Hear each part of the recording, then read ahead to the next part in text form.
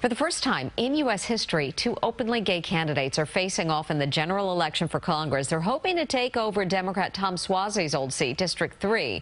But as CBS News' John Diaz explains, these two candidates are far from the same person. Mainstream Democrat Robert Zimmerman and conservative Republican George Santos are polar opposites. One of the only things they may have in common, they're both gay.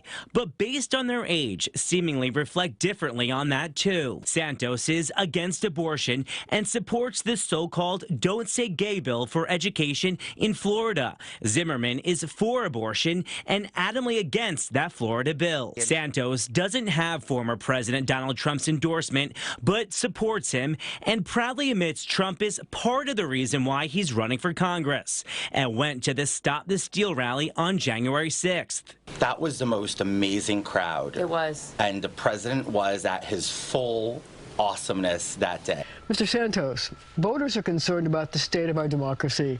The January 6th hearings have blamed Donald Trump for his involvement. Fair or not fair?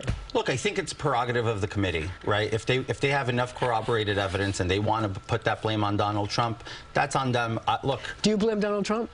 I look at it this way. I can't blame one person for each individual person's individual responsibility on that day. But I would have not gone into the Capitol. Let's be very honest. George, you defended Donald Trump. You said his speech, said to Laura Trump in a TV interview, his speech was Donald Trump at his most awesomeness. You were there at the Stop. He was energized. You were there at the Stop the Steal rally. You actually paid the legal fees. No, I did not. You said so once again on video. I did not. I can read you the quote. You read the quote all you want. I did not. Congressman-elect George Santos of New York, who flipped a Democratic district and is under investigation after making up huge parts of his resume, showed up at the Capitol for his first day of work. And when he saw reporters staked outside his office, his first reaction was to literally run the other way. Now, he admits to some of these deceptions. For example, Santos acknowledges that he, quote, embellished his resume by saying that he graduated from Baruch College, but he didn't.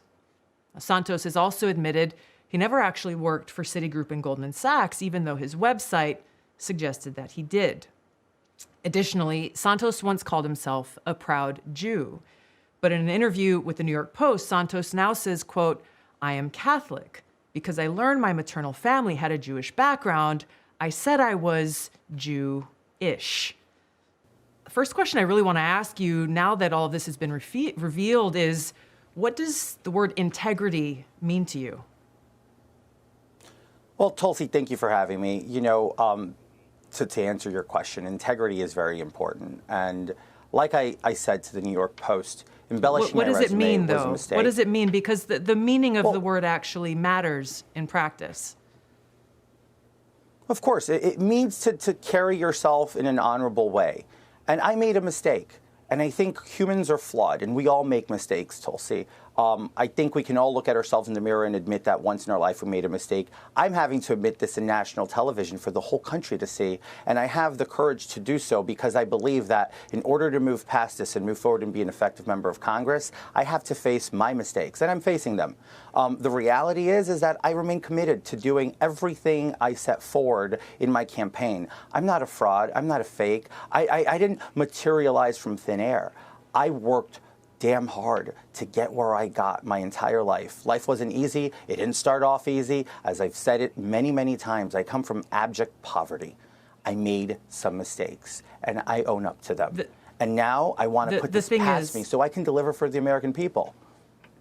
The thing is, Congressman-elect, integrity means, yes, carrying yourself with honor, but it means telling the truth, being a person of integrity. And if I were one of those in New York's 3rd District right now that the election is over, and I'm finding out all of these lies that you've told, not just one little lie or one little embellishment, these are blatant lies.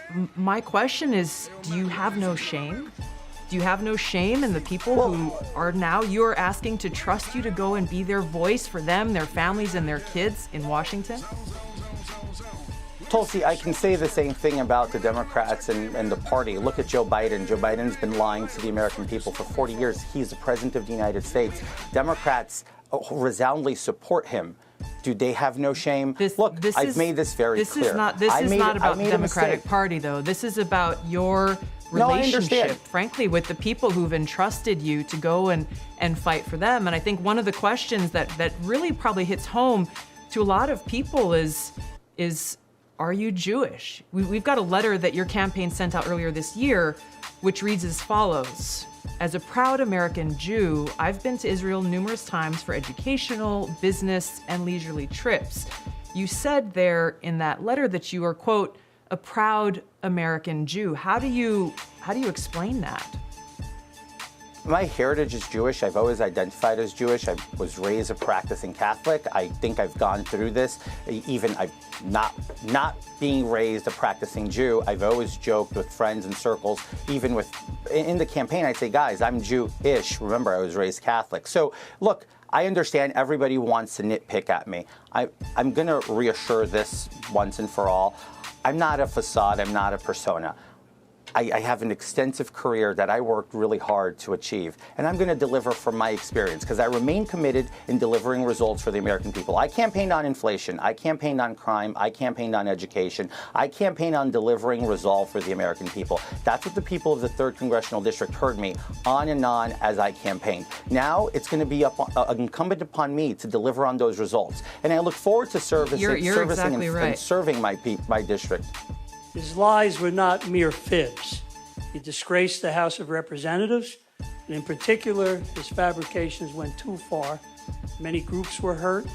Specifically, I look at those families that were touched by the horrors of the Holocaust and feel for them.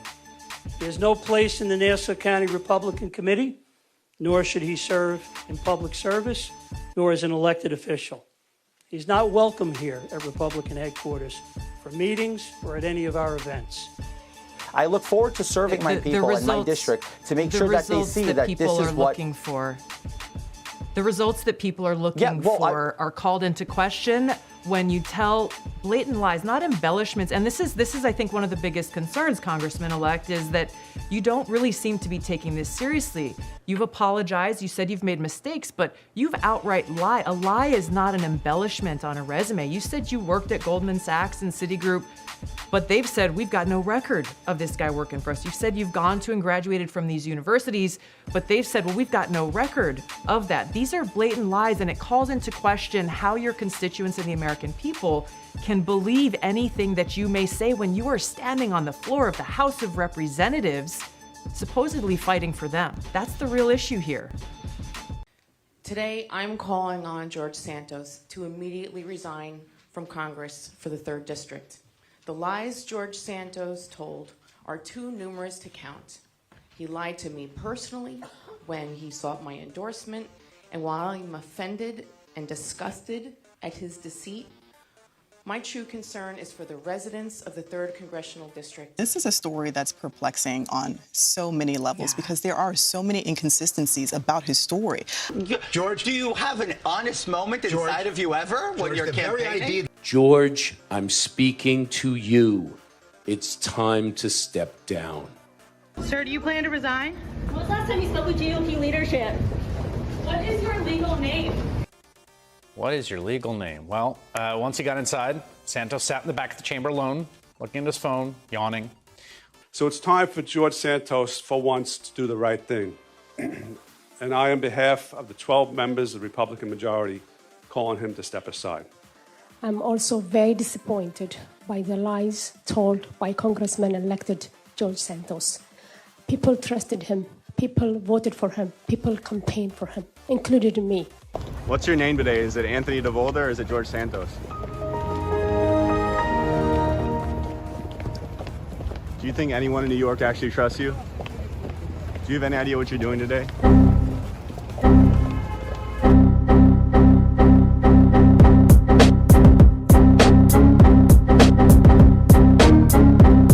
It's time to go. It's time to get out. We were all duped, and we're appalled and angered at how George Santos misled us, lied to us, and what a fraud he actually is. And that stands for me as the mayor and my entire city council. For the good of the residents of the 3rd District, I join my colleagues in calling on George Santos to resign. I, too, join my colleagues and demand that George Santos steps down from his position. I will not. Will you step down? I will not. Guys, you got to give us space. George needs to step down immediately. Do you have any statements about your campaign and how you hope to govern? Do you hope to carry out your full term? At this point, the trust no longer there. Therefore, he should resign. It's time for you to resign, George. We need representation that we can count on. He's told so many lies, he doesn't know what the truth is, and he's making a mockery out of the entire congressional system. Thank you.